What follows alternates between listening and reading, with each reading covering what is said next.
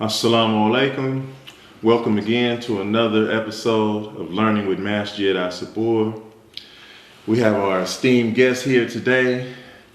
We have Imam Abu Qadir, Imam Michael Salam, and Imam Abdul Rauf. We're going to begin as we always do, opening with our Fatiha. A'udhu billahi minash shaitanir rajim. Bismillahir Rahmanir Rahim. Alhamdulillahi Rabbil Alameen. Ar-Rahmanir Rahim. Maliki Yawmiddin. Iyyaka na'budu wa iyyaka nasta'in. Ihdina siratal mustaqim. Siratal ladhina an'amta alayhim. Ghayril maghdubi alayhim waladdallin. Ameen. Alhamdulillah.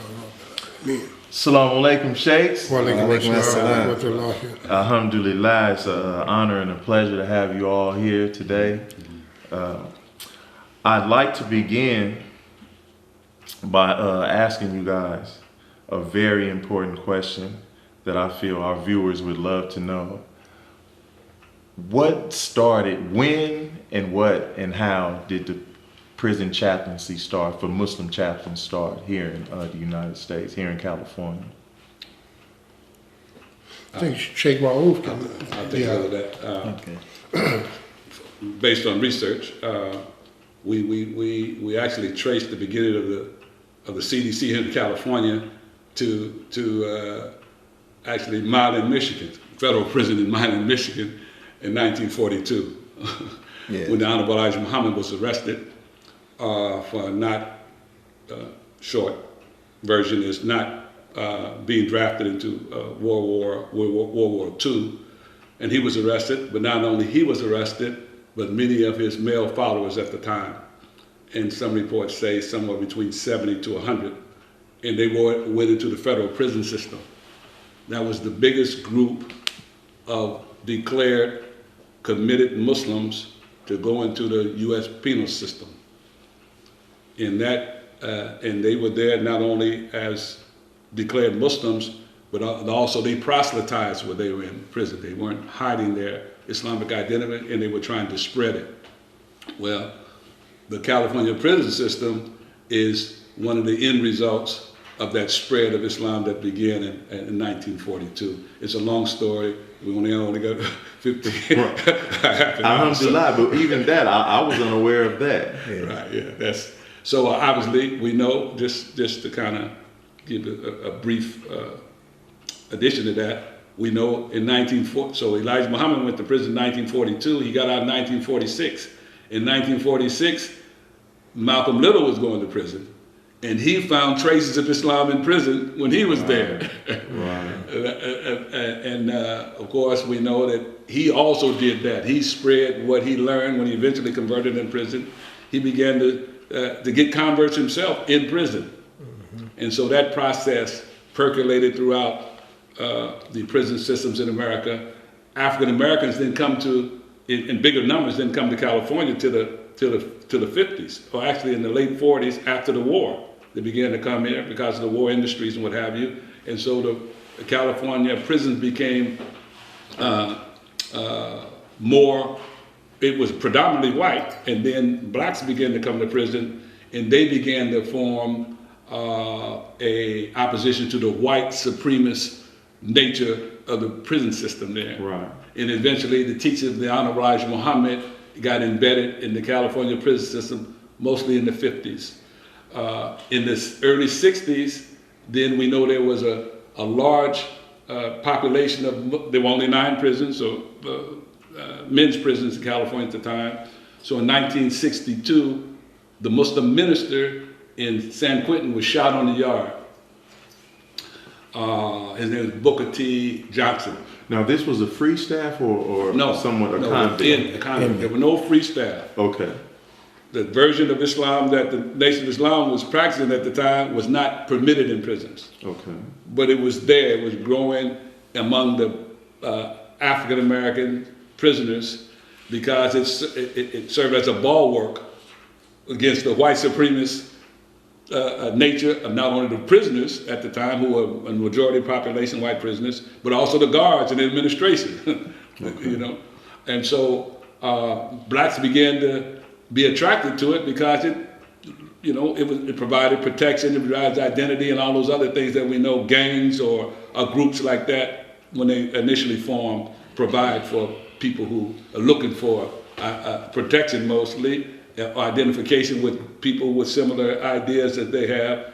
And it was, of course, Islam, we know, was there, at least in language, if not in detail. So fast forwarding, when does it actually get to the point where now we're having chaplains and imams come in as free staff? In the late 1960s, early 70s for sure, because Minister Billy, who was my minister at the time, Billy X. Stevens, used to visit periodically. We know Minister Bashir Muhammad used to come to the prisons. He was the minister in Los Angeles. So that was periodic and under special circumstances, but there were no chaplains because the religion was not even recognized on the books. But because there was such a large presence of Muslims there, the administration, who have a kind of wisdom how to keep things, manageable, they would allow that from time to time under special circumstances. Ministers would come in. After Abdul Karim Hassan came to Los Angeles in 1971, that kind of started a more focused approach to trying to get the religion. 1970, there was a federal ruling that, because all this time Muslims are filing, they filed in writs to have the religion recognized, because they had numbers. When the minister was killed on the yard, almost 100 prisoners refused to go to their cells that night. So we got 100 guys saying they ain't gonna do something at one time in the prison. That's a lot of. They got more, and they probably had maybe another 200 or 300 of sympathizers who didn't demonstrate. They refused to lock up. So, like most things that we have now in the CDC and California prison system, the actual battle was fought on the ground by the inmates themselves. And then with support as much as possible from outside. When Minister Abdul Karim Hassan, he began to, the federal ruling happened in 1970. Which was a writ, I'm sure, was filed by an inmate. That the inmates were filing, and they won that. And so now they had to put Qurans in the libraries of all the CDC. They had to allow ministers from, at that time, the Muslim ministers, which were Nation of Islam members, not quote-unquote Orthodox Muslims, as the term began to be used at some point in time. So, and they had to provide Muhammad Speaks newspapers, became legitimate to come into the prison system. That was in the early 70s. Abdul Karim Hassan, the minister Abdul Karim Hassan, was Imam Abdul Karim Hassan now. He came to the West Coast, and then he started an active Muslim presence on the advisory board. And he and Minister Earl Shaw were functioned on the advisory board. And what was it called? The State Advisory Board. State Advisory Council on Religion. Yeah, SACR. It's called SACR. Right. So he was on that board to advise the prison system about Muslim concerns and issues in the prison system. And then in about 1973, Minister Earl Shaw began to visit all the prisons in the system. He had a brown card, or a card that allowed him to go into all the prisons in the system. He traveled up and down the state because Minister Abdul Karim Hassan was over all the mosques outside of the prison. So at any rate, but we didn't get the first. So and then his headquarters was Chino, and then he became the first contract minister. And what year was this? 1974, 1975, in that time frame. Let me say this too, just to interject. In the 70s, I was in the prison. Okay, yeah. So though the federal lawsuit had been won, acknowledging that we had rights as Muslim inmates to receive literature and things like that, those things trickled down, kind of like the Emancipation Proclamation, and we found out 3 years later, Right. Juneteenth. Juneteenth. So we still had to fight to That's get right. those rights, and we filed a class action suit in 1972 with Lewis Richardson, who was our inmate minister at that time. Alfred Washington was the captain, and it was a whole lot of struggle to even get the prison administration to accept that. What was on the book, right. What was on the books, and then some of those things were renegotiated. That we had filed the lawsuits in 1973, and we negotiated that they would acknowledge that we had a right to have a Muslim minister, and they put that into the CDCR handbook. Oh, okay. And that was built upon later when Earl Shaw and Minister Imam Abdul Karim Hassan began to work with Sacramento to actually create positions. Right. And some of the first positions were contract positions, like you said. Minister Billy used to come in, Minister Bashir Salam used to come in, and then later Imam John Fakir and Earl Shaw, they came, they were like the second wave, and it became more formalized. Right. Under their administration and leadership. The first, Briefly, the first official, let me say that the first official imam who became a chaplain, as with chaplains, Right. we eventually was John Fakir in Okay. Northern California in about 1978 after Imam W.D. Muhammad came and visited San. Whereas this is a Him and paid Yusuf administrative- Islam actually, They battle on that one. they were, him and Yusuf Islam they actually go were back and hired forth on that one. at the same time. I interviewed Yusuf Islam, Yeah, Right. and he always He said and He always said Fakir. Fakir was there, Okay. and then Fakir came to. He was at San CMC.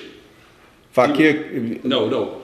Yusuf Islam was at Well, CMC. CMC. Fakir And was at Tehachapi. San Quentin, and then when he came to, when he transferred, and then he went to To Tehachapi. Tehachapi, yeah. So That's what Yusuf Islam said. Rest in peace.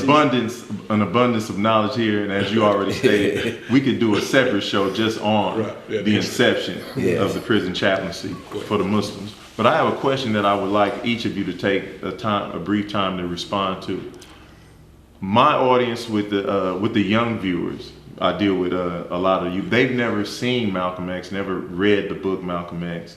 So the transformation and how important it is to have that exposure to Islam. I would like for each of you to take a moment to briefly explain how important it is to have Islam in prison, where you have our undivided attention. And I'm saying our as clearly as someone who went through that system. Well, speaking from a personal standpoint, I was in prison myself, so it was a very wonderful foundation for me. I was a 20-year-old young man, So when Islam came to me through the Nation of Islam, the thing that I realized once I, took the initiative to accept it was that I needed that discipline. I needed that discipline foundation to be successful in my life, It's one thing to have knowledge, but if you're not disciplined enough to put it into practice, then it won't benefit you at all. So that was one of the main things I got from Islam at that time, was a sense of discipline. And it really structured me in a sense where I could come out and be a productive citizen, in society. So I think as a young person, because our hormones are all over, we're out of whack. You're young, you're warrior status, you're ready to fight, and we need that spirit, but it has to be harnessed in a way where it'll be beneficial. Right. So for me, the number one thing, and I'm gonna share this real quickly, man, and Yahya Shabazz was in prison with me. Yahya, Rashid Shabazz. But one of the things, they were trying to convert me to Islam. Yeah. So, I was following the revolutionary guy. I wanted to write poetry. I was with all these cats, man. Yeah. So they would say, brother, you need to come to Islam. So I didn't want, I'm making an excuse. I'll try to be brief as possible. I said, man, when I come over, I want to be clean. I don't want to be no fake Muslim. I want to be a real Muslim when I come to Islam, right? So Yahya told me, man, he said, look, man, he said, where you at right now? You in the mud. He said, Islam is the water. How you gonna get clean if you in the mud? Blew my little logic away.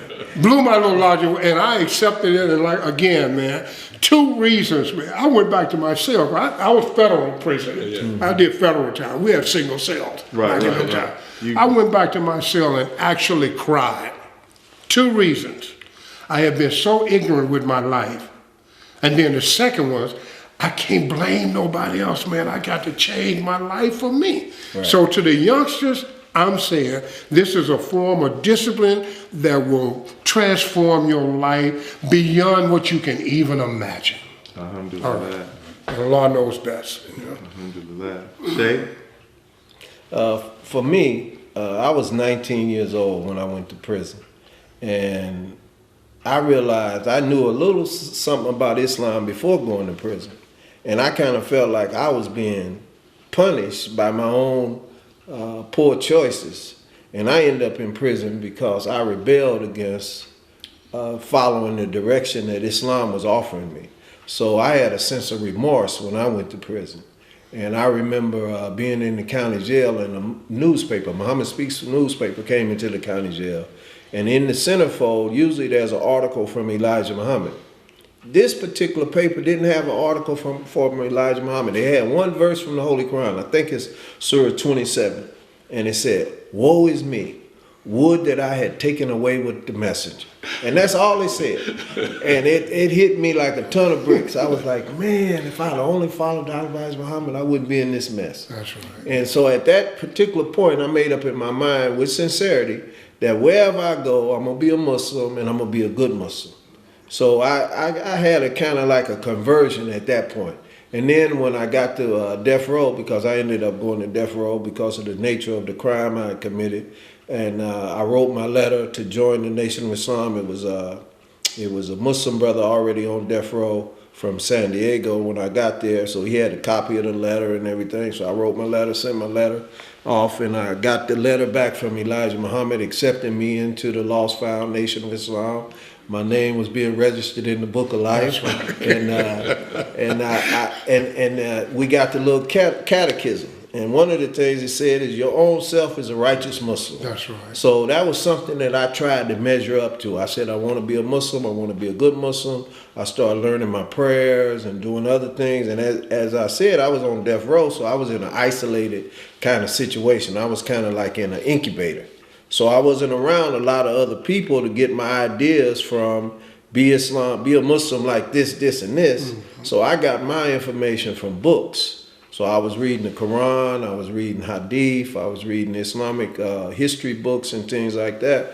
And then I was looking at the Muslims who were already there, who claimed that they were Muslims before they came, and I was looking at them like, yeah, well, I can't use you as an example, because if you were a Muslim, you shouldn't have been in this trap. That's right. So I accepted what they had to say with a grain of salt. I kind of, I wasn't trying to emulate the people that were in there saying they were Muslims before they came to prison, because Islam would keep you from being in prison. Mm-hmm. And I was very sincere about trying to make myself a better person. And I was attracted to the ideas of the Nation of Islam that required us to accept responsibility for ourselves. Right. And to make our own self better, and then to work to make our communities better, to learn knowledge that would enable us to compete with other people in the society. So I began to go to school. I went to college while I was there. I learned trades while I was there. I studied different sciences that benefited me later on when I became free. And I tried to use that time to learn things that would enable me to empower myself once I came home. Very quickly, I have to interject. Being on death row, what is your focal point? Are you trying to save your soul? Are you trying to still be liberated? Or is it a sense of both?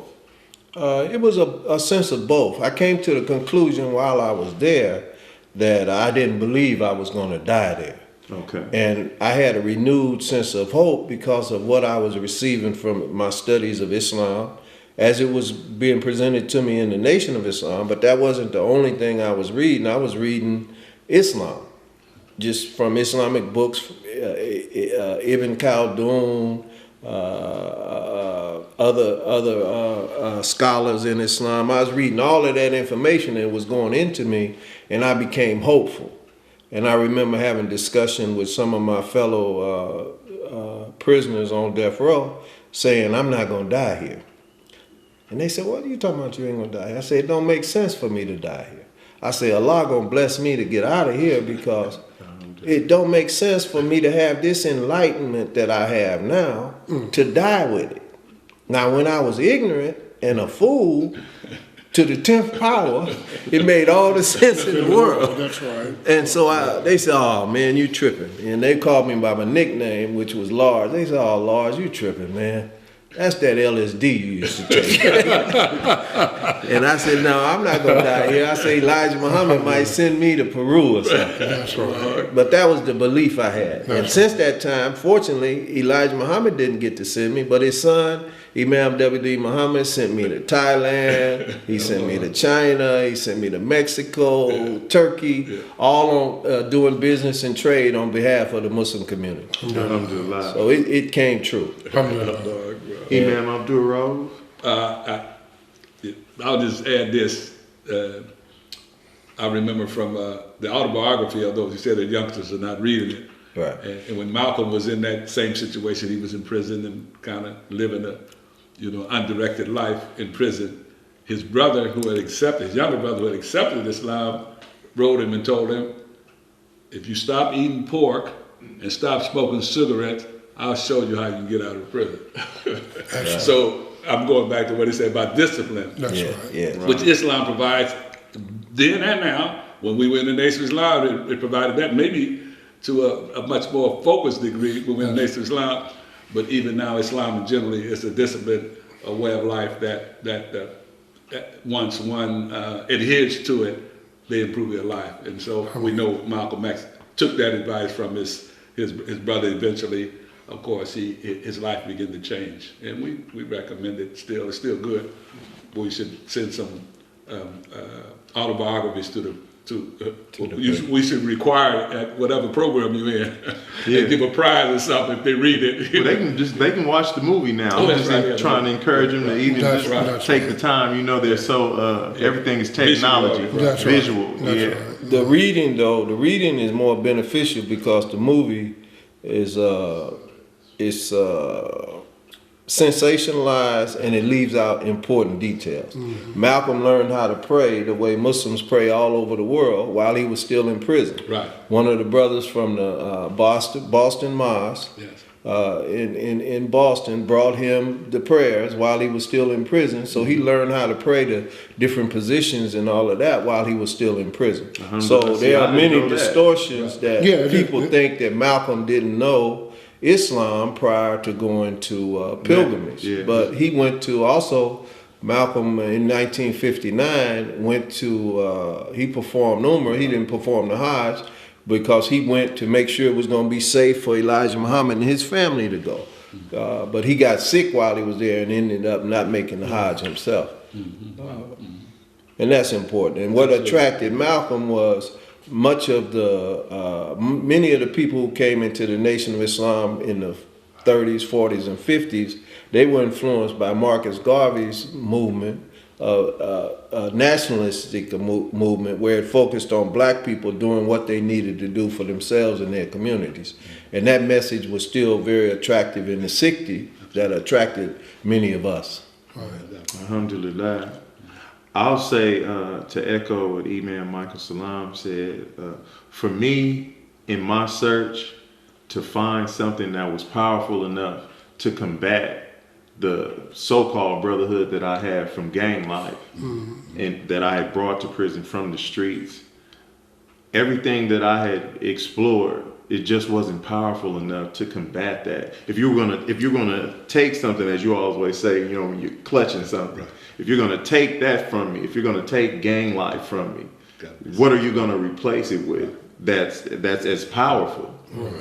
And so Islam was as powerful, or much more powerful. Right. so powerful that I could go back and tell my gang that I'm done. I found something much more powerful than what you guys are on. Exactly. Come with I'm me, huh? done. Right. In fact, you guys need to follow me over here. That's right. That's Because right. it was the discipline, like you said. There was nothing else that was going to stop me from thinking that I miraculously could bring morals and principles and all these things that Islam has. I gave up that. I thought I could bring that to street life. Right. You know, we gonna really honor these codes, Right. and we gonna really live up to this. You know, we're gonna be a different breed of a gangster. And I was like, no, that's impossible. I don't even think you would call it utopian, because utopian is something good, right? Right. It was just it was foolish. Right. But definitely for me, it was the discipline that attracted me, and of course, the Malcolm X autobiography by Alex Haley was the first book that I read that really opened my breast to Islam. And of course, after that, I was in the fold, following the brothers. See, in my experience, when I was in the Nation of Islam in prison, we wouldn't read. We were forbidden to read Malcolm's autobiography. That was actually it was politically disapproved. So we didn't read the biography, but we did read Uzi and Odom's book, and we read Eric Lincoln's book, Black Muslims in America, and Black Nationalism, which had some of the same ideas that you found in Malcolm's book. Well, listen, no one moved. For the first time in my life, I'm not accepting instructions from y'all for this moment. Just for this moment. These are all my mentors. And so no one moved, no one get out of their seats. We're gonna have you back for the second half of the show. Right now, we're gonna conclude this show, and we're gonna close out with Asr Brothers. A'udhu billahi minash shaitanir rajim. Bismillahir rahmanir rahim. Wal asr. Inna al-insana lafi khusr. Illa alladhina amanu wa amilu salihati wa tawasaw bil haqq wa tawasaw bis sabr. And remember, you can come and be with us here at the Masjid. Juma is every Friday, beginning at the first Adhan is called at 1 o'clock. The Khutbah actually starts at 1:30. We're located here at 4926 15th Avenue in Sacramento. Bring your children, bring your wives, come out brothers, come out sisters, come and learn with us here at Learning with Masjid Al Sabur.